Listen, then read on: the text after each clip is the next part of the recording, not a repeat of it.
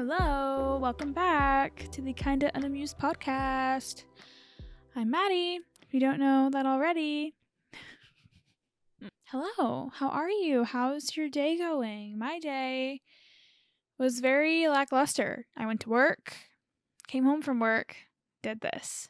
Wow, such an amazing, satisfying day. This is the last summer episode of 2024. It's kind of a sad day because after this week's episode, I'm really going to have to keep myself accountable to continue to do these episodes every week. Doing it during the summer hasn't really been that much of a struggle. I have found myself sometimes really having to remember you got to edit this so that you can put this out on time. And I know I've had 2 or 3 times where it came out either the next day or really, really late on the Wednesday that it's supposed to come out.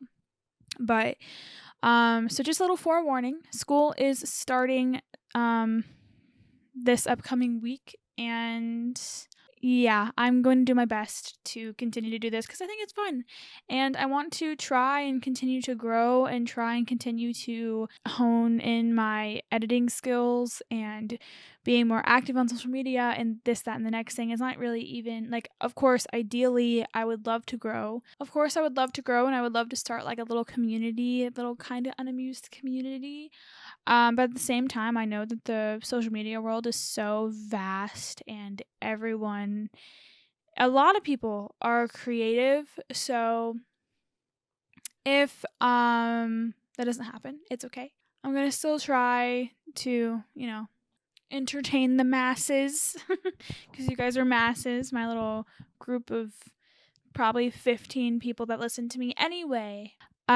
So today, I don't know if you guys have seen, this isn't anything that's current, this just happens. People go hiking, obviously that happens. I personally like a little short, not super hard, but very beautiful hike. I do like those occasionally, but some people, they make the decision to go out of their house and drive to a valley where they go I don't know if it's necessarily called hiking, but I'm going to call it a hike because it just seems like a hike to me.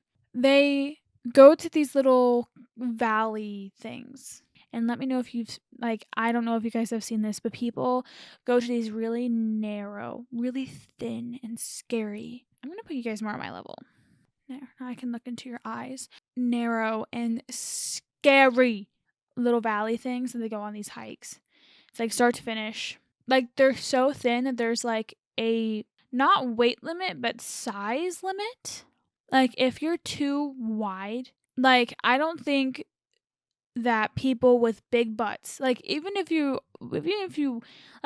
old style Kardashian, big butts, I don't think they could go through because I don't think they would be able to fit their butts in it. It's that tiny, And if you're a larger person, don't even think about it. People go do this for fun, okay? A little adventure, and it's beautiful. The fact that that's nature, that's fully done by nature and not man-made is beautiful, and I can understand why people like it. However, I have learned over the past couple years that I have a crippling fear of tight places. I don't get really claustrophobic in small rooms and stuff because I don't know, that's just not the same thing for me. If I can barely move, caves, no. If I can, caves, just in general, people, especially this is kind of all over the place, but people that go under the sea scuba diving in caves is another level of insanity to me. For one, you can't breathe underwater, so you have a very limited time to be underwater with your air supply. So if you get stuck, you're pretty much dead. Back to the valley thing though. People go through this and some people do get stuck, and they get stuck for hours. And if you're not with other people that can get through and can get out, then you just have to hope and pray that someone's going to come across. Because if you're stuck you're going to have to gnaw off a leg or something because you're staying there. I don't understand how people find that fun. I will never do that. I will never do that, for one. Two, never go scuba diving if it's in a area where I cannot very quickly get out of the water and like where I can touch, like no scuba diving for me, thank you.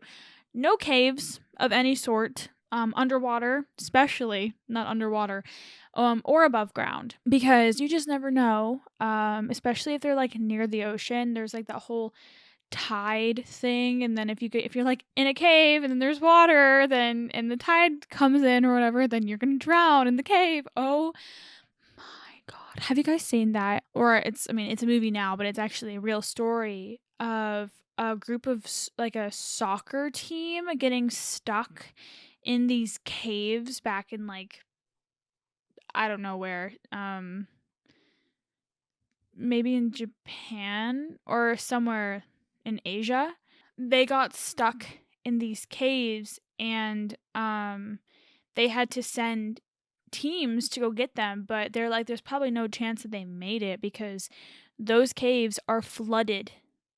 They are flooded. They weren't flooded previously, but they're flooded now because of this tide thing. Oh, no. All the kids ended up surviving. I think one of the rescuers ended up dying, but all the kids ended up surviving. So, spoiler alert, but a happy ending, Very miracle work there. But I've also like, oh my gosh, what? Like shark cages. Have you seen what is that movie called? 47 Meters Down? No. No, no, no, no, no, no, nope, not happening. Anything, like, I think I just have a fear of something that, like, I'm not that afraid of men specifically, but, like, man in general, women, men, whatever, killing me. I don't have that much of a fear of that. It's nature. Nature gives me the freaking jeebies. They give me the jeebies. I like nature. I like looking at it. I don't want to put myself in a position where I have to depend on it because at the end of the day, nature does not care about humankind. Nature does not care that you are out in a forest. It's not going to help you. No. If you're in its way, it's going to kill you. Like tornadoes. They just thinking about it freaks me out. The other thing that I'm scared of is heights. Always been scared of heights. It's been like my go-to scary thing, fear. And that is because I just don't, I think it's the thing about being like crushed. It's like maybe I'm not being crushed by things like surrounding and like crippling me, but like falling is like it's like a different type of crushing because your body is being crushed by the impact of the ground, not necessarily you being like crushed like it's like if that made any sense. Yeah, no, I can't do that. I literally get dizzy if I look down in a mall, if you know what I mean. Like you go up to the third floor and you're walking and there's that like big gap in the middle of the walkway to where you can see the floors below. I get so dizzy. I have to be the one that walks. I have to be the one that walks on the inside because I'm scared. I'm scared of bridges, especially bridges that's over streets like highways and stuff, like if there's a bunch of cars underneath the bridge, then I will run across the bridge even though I'm not a runner because I don't want to be there any longer than I have to. And also like the bridge recently that I forget where it was, but the bridge that got hit by one of those ships and it just broke the bridge and a bunch of people died because the bridge just broke and the people that were driving over it fell into the water and died. Oh my goodness gracious. No thank you. I'm getting like anxiety thinking about it. But the reason why, I saw a video of this girl that was going through these caves and she got stuck. I think it was a girl. Might have been a guy. I actually have no idea. I remember it being a girl, but whatever. Doesn't matter. Not important. This person got stuck in the cave. Not a cave, in the valley thing. And it showed this person was in the same spot because they were stuck in the same spot and was just looking up and then saw a helicopter fly by. It was like, oh, I really, really hope that they saw me, because if they didn't see me, then I'm going to be here until the next person decides to walk through this valley. Thankfully, the helicopter did in fact see this person and ended up saving them. But that, I feel, is just... There was only one time in my life where I purposely did something to try to... where I did purposely try to get over a fear, and that was at church camp. I went to a church type camp 3 times, and then I went to a school camping trip 1 time. But okay, can we actually just... No, okay, I'm going to talk about this fear thing first, and then I just want to talk about camping whenever you're younger for a second.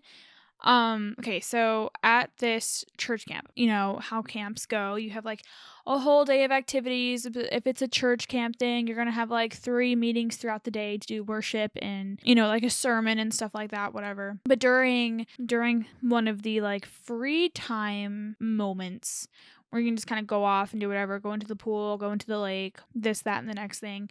I went with a friend that year, and she, you know, became friends with other people that were at that camp. And since I'm her friend, I went with her because I don't know anyone else at this camp. I'm not well enough, at least, to go hang out with them. So they really wanted to go to this thing called Leap of Faith. Didn't really know what that was initially until we got there, and I watched people jump off this tree onto the ground. There was nothing under it. And I saw it and I was like, no thank you. I don't want to do that. Excuse me? The way that it... Okay, so to set a scene. It's in the middle of a forest. Okay, we're in the middle of a forest. And there was this really thin, not super, super thin, but like not super wide in circumference tree, okay? I mean, maybe I'm imagining it being smaller than it actually was, but I remember this tree trunk being small, okay? And it was tall. It went, I want to say it was like 12 feet tall. That's what it felt like to me, at least. It might have been a little bit smaller than that, but it was tall. I remember it being very tall. I was like 4'11" at that time, maybe. So maybe, once again, maybe it was a little shorter than I remember it being. But besides the point, it was tall. Okay?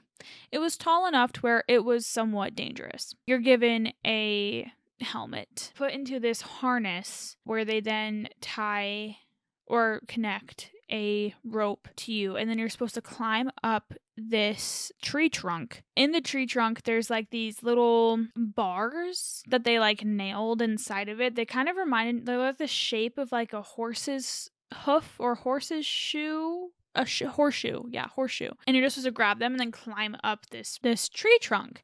But you had to go in pairs of 2, which, in retrospect, why? Why do you have to go with someone, especially on such a thin thing? And so then once you're both up there, standing side by side, like literally squishing next to each other so one doesn't push the other off the freaking log, then you jump.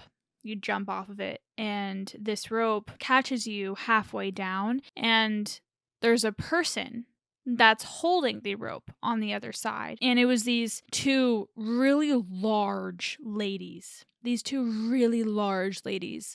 Like, they were chunky, but they were also like very strong looking women that had the rope, you know, around their body and like holding it in such a way where they can, you know, give it some whenever you're walking up, and then tighten it, and then okay. I get kind of told to go. And I have a hard time saying no. So I was like, I hate heights. I'm actually terrified of heights.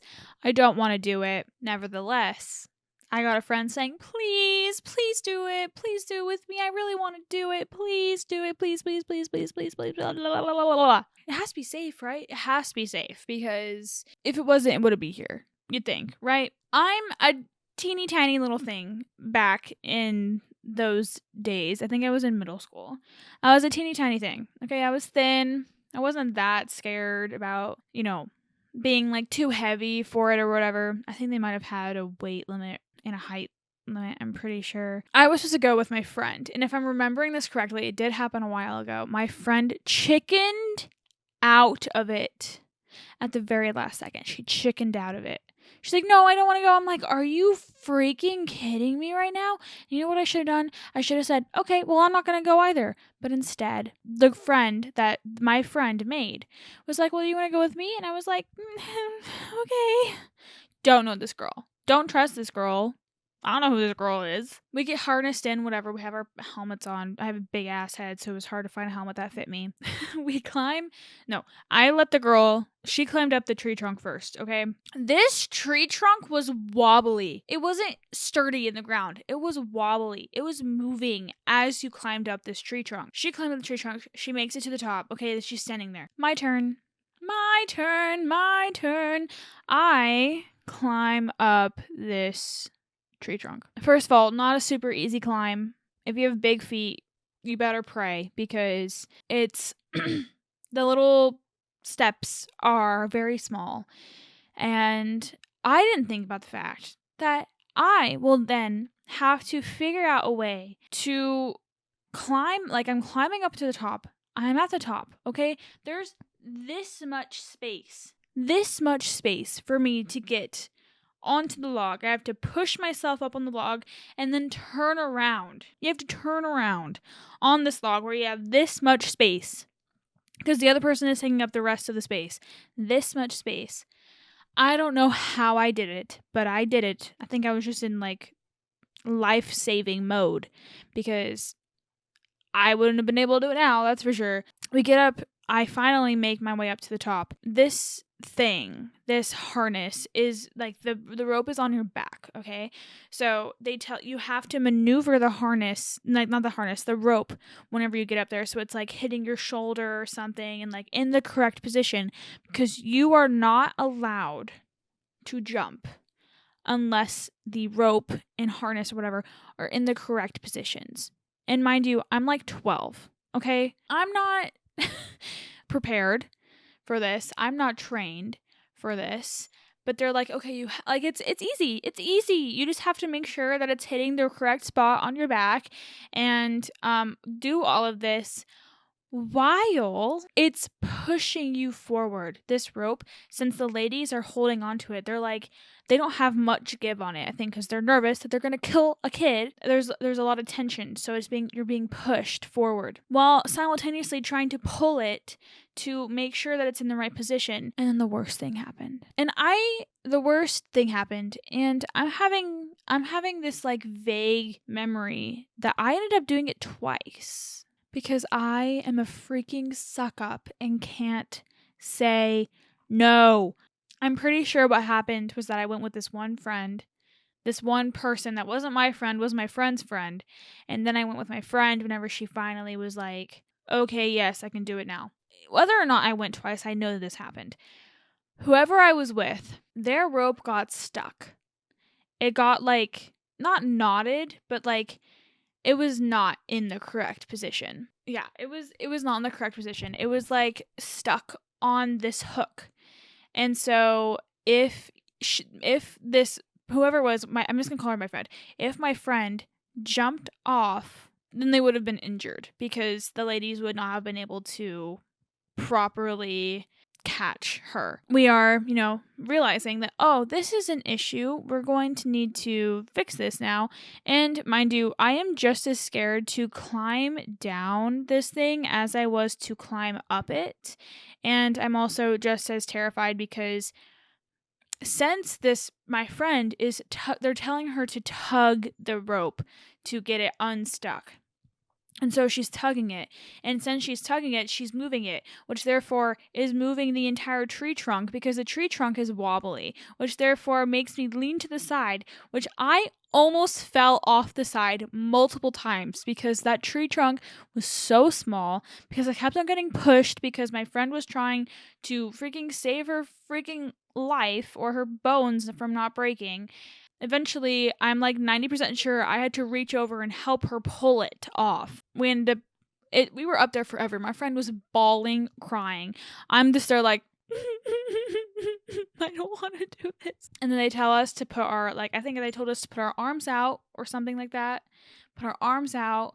And then on the count of 3, we're going to have to jump. So 1, 2, 3. And then I jump. And it felt like my soul left my body. Yeah, I felt like my soul left my body. And then halfway down, you just get like, hooah! You get a hooah. Because then you get caught. And then you just get slowly lowered down. And I'm like nervously laughing. And then I'm like, oh, I want to go home. I want to go home. I never want to do that again. Then I'm pretty sure that I did it again. I could be wrong about that, but I'm like 90% sure that I had to do it twice because I'm a freaking suck up. So that happened. But mind you, I tell you, like, okay, also the whole point of that, like the leap of faith, the whole point of the leap of faith is to put your trust in God that he's going to save you from dying. Because you're literally jumping off a high place in hopes that everything's just going to work out the correct way to where you don't get injured. So there's that. I also say that I'm like really scared of heights, but also whenever I was younger, I was like low-key obsessed with rock climbing. But yet I still get dizzy whenever I go up escalators. I can climb up a tree. I can do some rock climbing. There was one time where there was like this rock climbing tree thing at like a fair that I went to, and I was like, I need to do that. I did it. I climbed all the way up to the top, pressed the button, got lowered down. Whoop whoop. I won that. I will climb up a tree. I will do some rock climbing, but if I go up an escalator, I swear I will throw up. I will be nauseous. I will fall over and faint. I'm just kidding. That was really dramatic, but I will still feel really dizzy. But yeah, summer camps were kind of crazy when I was young. Like, I feel like they are still, just kind of like, I feel like the concept of summer camps are just kind of like a weird thing. Like, okay, we're going to spend a butt ton of money. And I'm sure it's even more now, but back then it was hundreds of dollars to send your kid off to this camp for a week or a weekend or whatever. You give your kids some money, or you don't, and you just set them free. No, just kidding. You set them off to be taken care of by other kids who are like 5 years older than your kid that you sent, or 20-year-olds. Yeah, I went, like I said, a handful of times, and for my school trip, I rode a horse, had an allergic reaction to the horse. Then I had allergies for the rest of the trip, and I cried myself to sleep one night because I needed my inhaler because I was allergic to the horse, and I desperately needed to talk to my mom. Mind you, I was like 10 years old or even younger than that. I called my mom. I wanted to be taken home. I didn't get sent home. But yeah, I cried myself to sleep while the rest of the kids in my cabin played card games. That was fun. Another camp trip. My parents just gave me like $20 and was like, okay, spend it on, some random things here and there. I spent the entirety of it on ice cream. Souvenir? No. T-shirt? No. Keychain? Definitely not. You're going to be getting ice cream the entire time. I got soft serve ice cream. It was the best ice cream. So I guess it was money well spent. There was another time I went. It wasn't a summer camp per se. It was a weekend mission trip type vibe. Quotes on that mission trip. And speaking of which, that youth group, it was a youth group camp thing. They recently had their most recent camp.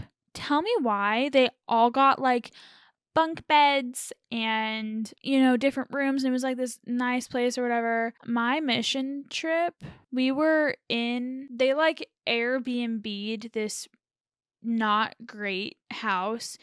There was one room for the boys, one room for the girls, There were more girls than there were boys on this trip, that's for sure. The room was literally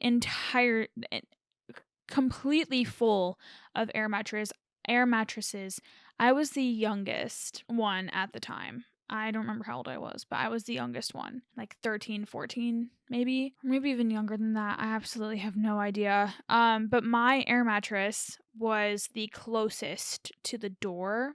As I was sleeping after that wild night of power outages, playing apples to apples, and some other things that happened that I won't say on here.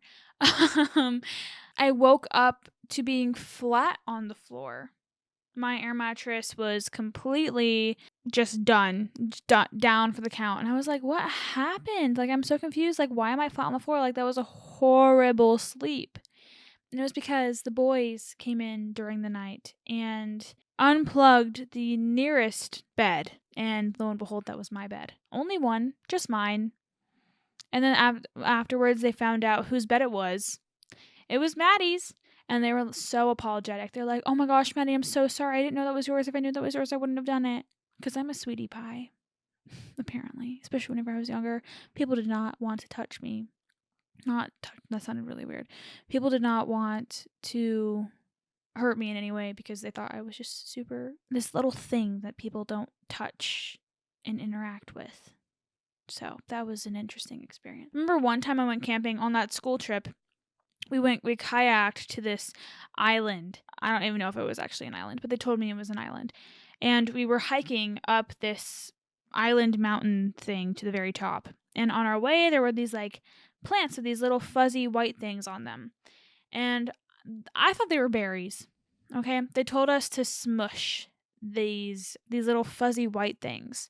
And then we could like smear it on our face, like war paint. Of course, people wouldn't use it as war paint. They would like put things on each other or like paint the smiley faces or whatever. But I remember squeezing it and it would make like a little crunch noise. And then I put like one little mark on my face, like a football player. And we had this little like notebook where we had to write down all these like facts about plants and things we learned on our way over there because it was a school trip. Tell me why, when we get back, the camping trip is over, we're back at school, and I go to this one teacher's classroom, and we kind of do like a little rundown over the trip and what we learned, and she told us that little thing that we squished, the little white fluffy ball, and mind you, the juices that came out of it was red. So I thought that's why I thought it was a berry. She told us it was a bug. We all killed bugs and put their blood and guts on our faces. And they thought that was funny. I was in 4th grade. Camping trips are weird. They're really weird. Remember there was another time where I was walking home, like to our cabin at another church camp with my group of people, like my group of friends or whatever that I was with. And I walked through the largest spider web I have ever seen in my life. I walked between these two tree branch type things. Didn't think anything of it. Like, it was dark outside. I didn't see anything. It was really dark. We were all just kind of like skipping and jumping and playing and singing or whatever. And I walk through these two branch tree, I think it was 2 trees, like 2 really thin trees next to each other. Walk straight through it, and then just like an entire huge spider web or multiple spider webs just like completely consumed me, and I screamed on the top of my lungs, and I ran around and I was just shaking my body like, oh my gosh, is there a spider on me? Is there a spider on me? Get it off. Yeah. But that was my first experience of communal showers, so I guess it has some pros and cons. Prepared me for college, I guess. All right, I took like a little bit of a break because my phone was dying, but I'm back now. The next thing I wanted to talk about, instead of, talking about fears and summer camp, I kind of wanted to briefly bring up the Chappell Roan drama that's been happening right now. And I don't really even know if I would call it drama, because it's more talking about her like recent statements. If you don't know who Chappell Roan is, she is a very recent singer-songwriter who very much so grew into fame, or was more thrown into fame like extremely quickly, like within the span, like less than a year, within a span of a couple months. Before that, she had still been, she'd been making and doing music for a while now. She just hasn't blown up as much as she has recently. So you'd imagine that being thrown from a somewhat normal life to becoming a very, very popular pop star has to be a very interesting experience to go through. And I would say that she's not handling it very well. And not in the sense of like, oh, she could be handling it a lot better. I think that's not what I mean. I mean that it's hitting her really hard, I guess is the best way to say it. She, unfortunately, but it also kind of like comes to the territory. If you're very famous, if you put your work out there and it's in the entertainment industry specifically, one, fans are crazy. Two, people don't know personal boundaries and limitations, because people, like the average person, sees these pop stars, these actors, these whatever, but kind of sees them as like a mystical creature type vibe. So if they see them, they're like all eyes on them, gotta take a picture of it, gotta touch it, got to talk to it, whatever. And so Chappell is just, she's not feeling it. Since she got thrown into it so quickly, she sees the world and sees interacting with people in like the very normal and traditional way, as one would. So she recently released this statement on Instagram expressing how she wants it to stop, I guess. I'm going to read a little bit of it to you in case you haven't heard of it and you're not in the mood to go seek it yourself. I'm pretty sure before this statement, she released a TikTok video kind of saying like, stop taking pictures of me, don't come near me, don't say hi to me, don't touch me, don't do this, that, and the next thing whenever I'm out and about living my life. And so she got some, heat from that, and then she made this statement. And the statement says, for the past 10 years, I've been going nonstop to build my project, and it's come to the point that I need to draw lines and set boundaries. I want to be an artist for a very long time. I've been in too many non-consensual physical and social interactions, and I just need to lay it out and remind you, women don't owe you shit. I chose this career path because I love music and art and honoring my inner child. I do not accept harassment of any kind because I chose this path, nor do I deserve it. When I'm on stage, when I'm performing, when I'm in drag, when I'm at work, when I'm at a work event, when I'm doing press, I am at work. Any other circumstance, I am not in work mode. I am clocked out. I don't agree with the notion that I owe a mutual exchange of energy, time, or attention to people I do not know, do not trust, or who creep me out just because they're expressing admiration. Women do not owe you a reason why they don't want to be touched or talked to. This has nothing to do with the gratitude and love I feel for my community, for the people who respect my boundaries, and for the love I feel from every person who lifts me up and has stuck with me to help the project get to where it is now. I am specifically talking about predatory behavior, disguised as a super fan behavior. That has become normalized because of the way women who are well known have been treated in the past. Please do not assume you know a lot about someone's life personally and boundaries because you are familiar with them or their work online. If you're still asking, well, if you didn't want this to happen, then why did you choose a career where you knew you wouldn't be comfortable with the outcome of success? Understand this. I embrace the success of the project, the love I feel, and the gratitude I have. What I do not accept are creepy people being touched and being followed. The situation is similar to the idea that if a woman wears a short skirt and gets harassed or catcalled, she shouldn't have worn the skirt in the first place. It is not the woman's duty to suck it up and take it. It's the harasser's duty to be a decent person, leave her alone, and respect that she can wear whatever she wants and still deserves peace in this world. I want to love my life, be outside, giggle with my friends, go to the movie theater, feel safe, and do all things every single person deserves to do. Please stop touching me. Please stop being weird to my family and friends. Please stop assuming things about me. There is always more to the story. I am scared and tired, and please don't call me Kaylee. I feel more love than I have ever had in my life. I feel the most unsafe I have ever felt in my life. There is a part of me that I saved just for my project and all of you. There is a part of myself that is just for me, and I don't want that taken away from me. Thank you for reading this. I appreciate your understanding and support. Heart. She has turned off her comments on her videos and stuff, and since then she's released a kind of follow-up on her Instagram story, just kind of saying thank you for the support and trying to understand this, that, and the next thing or whatever. So I've had multiple discussions about this with my friend, and I've also seen a bunch of discussions about this on social media as well. I've seen half of the internet kind of making fun of her, saying that her ideas are unrealistic and that she needs to suck it up and that she needs to get used to it because that's just what living, life as a celebrity is.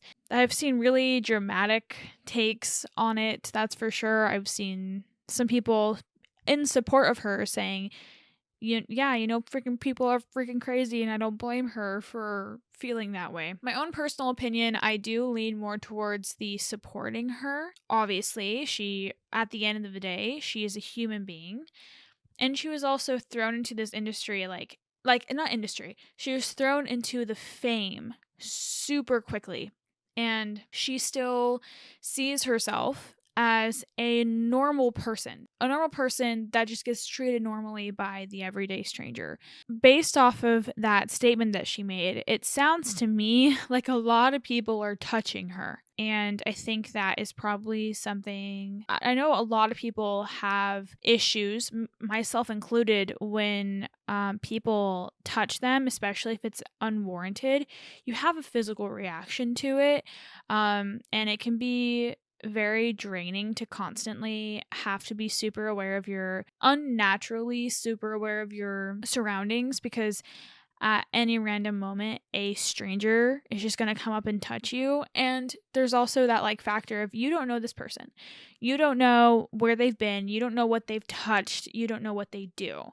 So breaching that physical boundary, it sounds to me like that has been happening to her a lot, and a lot of people have just been touching her without her consent. Probably, I'm going to assume, going up to hug her or, touch her, to talk to her or something like that. I think that it is somewhat unrealistic to expect that, once you're out in the world, going, say, to Target or to Walmart or to the movies, to not get stopped and have someone say hi to you or whatever. Because at the end of the day, she is famous. Her work is everywhere. Her face is everywhere. She's, really risen in the entertainment industry recently. So, she is going to get stopped, and it's something that she's going to have to get used to. I think that she knows this and that she's aware of this. Do I think that she likes it? No, obviously not. Is she going to ever accept it? No. And I think that if she decides to not accept it, then she's probably going to she seems to be the type of person that'll just be like, this isn't worth it to me. I know my own physical and mental boundaries, and being in this industry and being this famous is not going to meet with the requirements, my own personal requirements. So I think it's very unfortunate. And I think it's also understandably very scary. I know that if that ever were to happen to me, which it never will, but if it ever were to happen to me and I just had this crazy amount of fame that happens over the span of a couple months, and then all these people know who I am, they know my name, they, this, that, and the next thing, they like me, they want to get to know me, they want to touch me, they want to talk to me, I would literally be so overwhelmed and confused and scared to go out of my house, because going out of my house would mean that I'm going to have to talk to a bunch of strangers. And Chappell does seem to be the type of person that's very outgoing. She seems to be very much so an energy, so she probably doesn't have a hard time talking to strangers. But only if she wants to talk to strangers, if that makes any sense. She's a very intense, not intense in necessarily a bad way, but a very intense personality, so it seems. So the fact that this is happening, and she's, making it very much so known that people need to stay away from her doesn't surprise me at all. I hope that people just give her grace for this, because at the end of the day, she hasn't done anything wrong. She's literally just asking people to leave her alone whenever she's out in public. Especially, like, I think it probably pushed it over the edge for her because people started to interact with her friends and family. If her parents and her sisters, or whoever is in her family, I have no idea, are getting harassed and getting stalked and stuff, I do not blame her for being mad about it. Like, like, my family has nothing to do with my music, with my so-called fame and whatever. Stay away from them. Let them live their life. They did not choose this at all. So leave them be. I completely understand that. So yeah, like I said, I hope people give her grace. Obviously, it's going to take her time to get used to this new life. Like, from now on, her life has changed because of the amount of fame that she's reached. Even if she stops putting out music, even if she stops, producing and putting out more stuff, she is now Chappell Rowan, and she's an icon. People are obsessed with her, and her life's never going to go back to the way it was. So it's definitely going to take time for her to get used to that and learn her new normal. So I think it's unfortunate, but it's also like good for you at the same time, because she's set for life. I just hope that doesn't hurt her. In any way, shape, or form. Sabrina Carpenter came out with her new album, Short and Sweet. I know I mentioned that a couple episodes ago that it was going to come out. She also released a music video with the song Taste that's on the album, and it has Jenna Ortega, and it is so good. I love it. It's like a very silly, lighthearted horror type film. It's like not Olivia. It's like Jenna Ortega and Sabrina Carpenter are like killing each other but not dying and like fighting over this boy. It's really good. It's really funny. It's inspired by a couple different movies, but I'm going to say mainly Death Becomes Her. That's a movie with Meryl Streep in it. It's actually really funny and pretty good. It's about like two immortal ladies who just are fighting over this man and are beautiful and keep on killing each other type of vibe. But, or not killing each other, more like seriously harming each other because they can't die. That music video is very much so that, and it is a vibe, and they kiss, and it is just so satisfying and fun to watch. Go watch it if you haven't watched it already. The song is actually pretty good. The album is good as well. I don't listen to Sabrina Carpenter that much. I definitely have been more recently. But I have listened to the album a couple times, and I will say that I do like it. So go check it out. Short and Sweet. Side note, my little sister is now in college. She is 18. I had to think about that for a second. She is 18. She's turning 19 in December, and she is starting classes tomorrow. She moved in a couple days ago, and she's about to start college classes. It is so crazy to me. Like, I knew this was going to come, obviously. This was going to happen eventually, but now she's there, and now I feel like really old, because that means I'm almost done with college. I'm about to be a freaking like full adult, and I hate that with my soul. But it's also weird because like now my little sister is in college and is going to be doing college things. I don't know if I like that very much. Okay, so final note, I have a story for you guys from an anonymous viewer. Speaking of which, if you want your story, your rant, your confession, or ask for advice on the next episode or in upcoming episodes, you can either email me at kindaunamusedpod@yahoo.com, or you can DM me at madrosepie on Instagram. So let's get into it, shall we? In my sophomore year of college, I befriended a cute girl and her roommate. Everything was going well at the start of the semester. We were just all hanging out and chilling. And eventually, I started hooking up with this girl. And her roommate, well, she was not pleased when she heard about it. One day, I was caught kissing this girl by my roommate, and she decided to play a practical joke on us by shutting the door and placing a hair tie or sock or something on the handle as a makeshift do not disturb sign.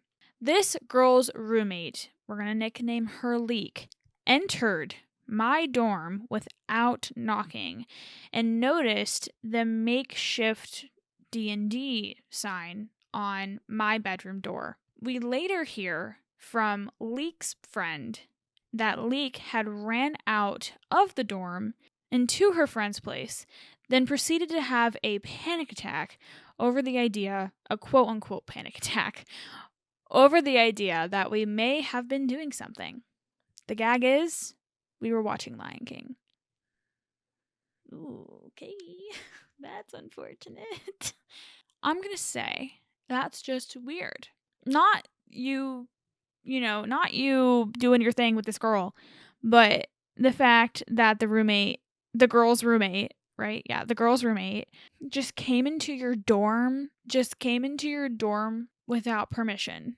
I'm going to assume, because there wasn't a whole lot of context in that story, I'm going to assume that it had been okay in the past. I hope that it had been okay in the past for this roommate to come into your dorm, which I'm going to assume that the dorm it's like more of like an apartment, because there was doors within the dorm. So anyway, I'm going to assume and hope that it was okay previously, because otherwise she literally trespassed and broke into your guys' apartment, because that's a little odd. Do you think that maybe the roommate liked the girl that you're talking to, or that situation that was happening then? Because that's like the only thing that makes sense to me as to why that would happen. Or I can't wrap my mind around that. Why did that happen?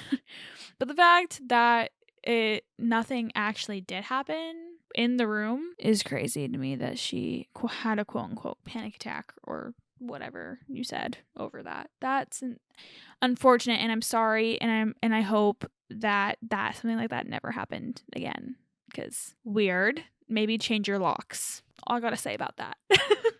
But yeah, I think I'm gonna call this a day. Thank you guys so much for watching and listening and being here with me. I really appreciate it a lot. Like I have said in the beginning, I really want to